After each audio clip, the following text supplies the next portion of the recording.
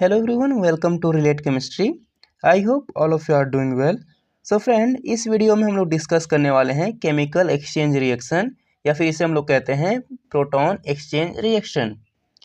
तो जैसे कि ये नाम से ही समझ में आ रहा है दोस्तों, प्रोटॉन एक्सचेंज रिएक्शन।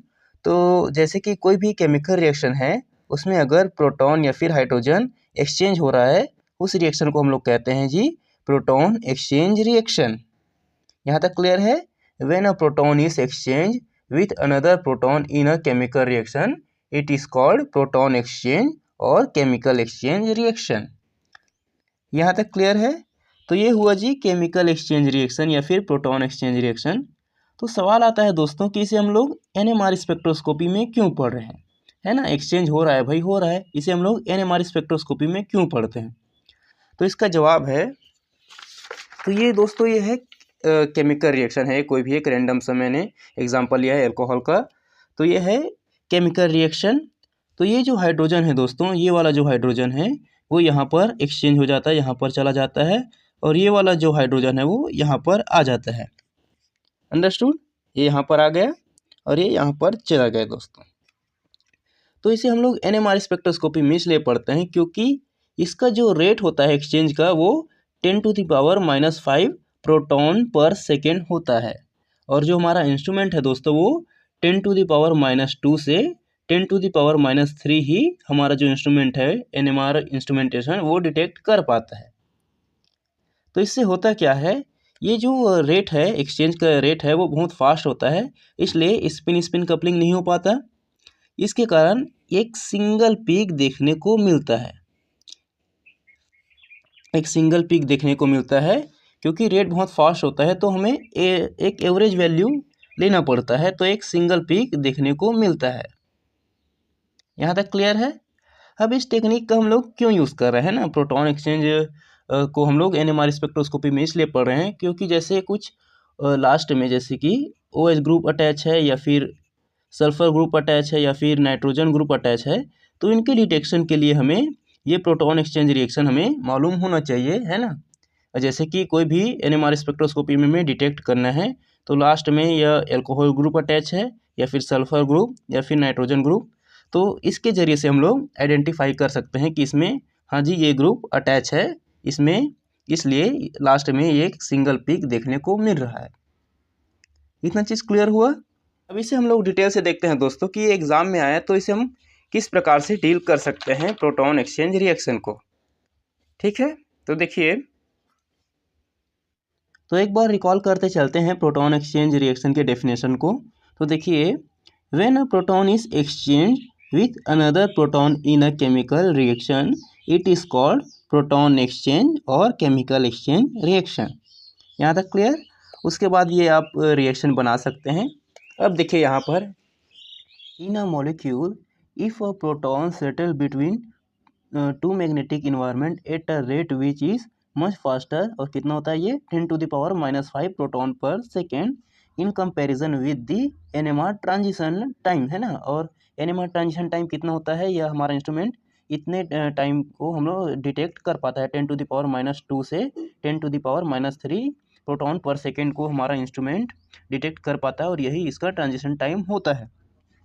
इसके बाद देखिए, then the resonance observe for that proton will be simply of average effective field, और जो ओवरऑल हम लोग उसका वैल्यू लेते हैं वो हम लोग एवरेज वैल्यू लेते हैं उस प्रोटॉन का, या है ना।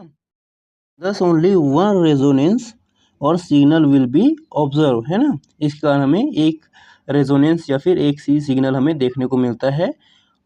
Although the proton will settle in two different field, है ना, जबकि हमारा जो प्रोटॉन होता है वो टू डिफरेंट इन्वायरमेंट में सेटल होता है।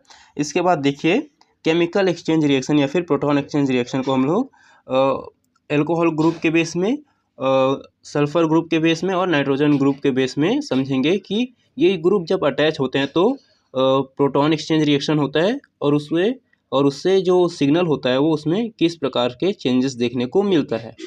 तो यहाँ पर हम लोग OH ग्रुप ले रहे हैं, तो यहाँ पर भी ये एल्कोहल जो होता है वो दो प्रकार का होता है। एक होता है कमर्शियल एल्कोहल होता है और एक प्योर एल्कोहल होता है।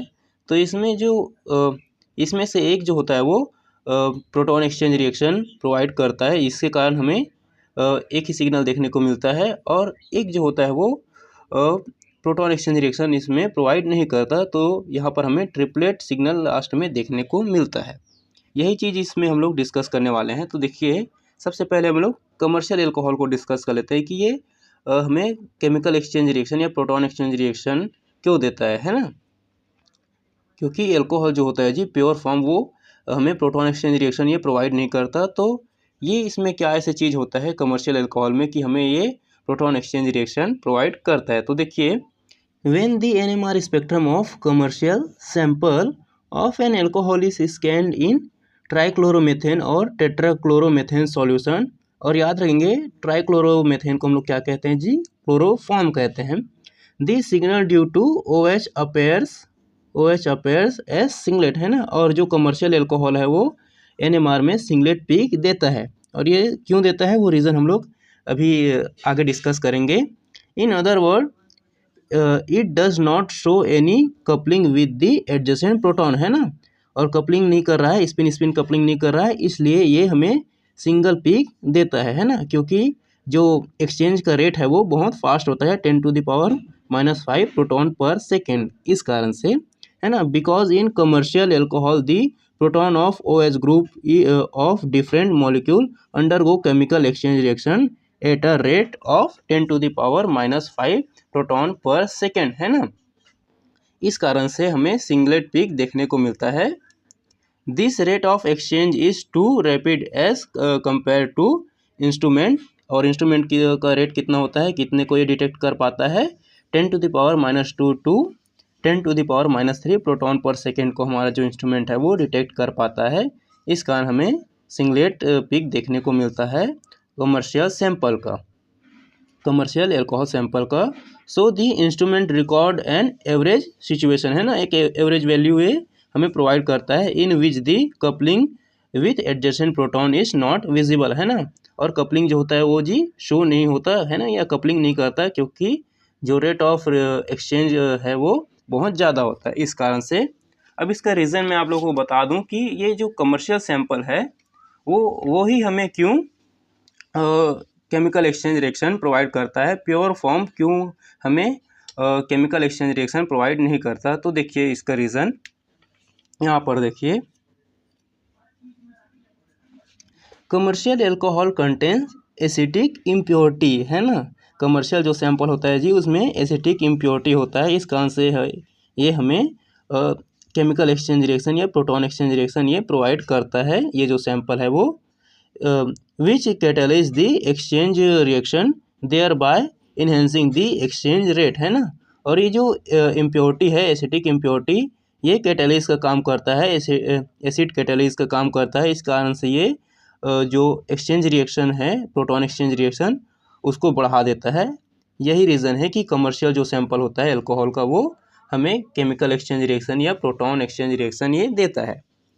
अब आते हैं जी प्योर फॉर्म हमें केमिकल एक्सचेंज रिएक्शन ये क्यों नहीं देता। तो देखिए, प्योर एल्कोहल और सॉल्यूशन इन डाईएथाइल सल्फोक्साइड है ना, इसे हम लोग डाईएथाइल सल्फोक्साइड में स्कैन करते हैं इसे प्योर एल्कोहल को। तो देखिए रिजल्ट क्या मिलता है, the OH proton appears as triplet in primary alcohol and as a doublet in secondary alcohol है ना।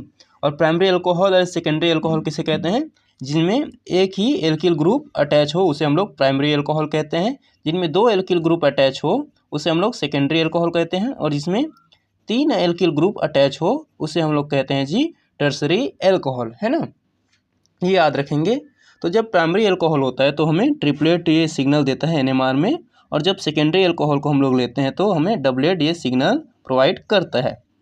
इतना चीज़ क्लियर हुआ। अब रीज़न क्या है कि प्योर एल्कोहल यूज़ करने पर हमें केमिकल एक्सचेंज रिएक्शन देखने को क्यों नहीं मिलता, वो देखिए। This is due to the fact that in both cases the exchange process is show. तो देखिए पहला रीज़न क्या है, in case of pure liquid in acid catalyse is absent है ना।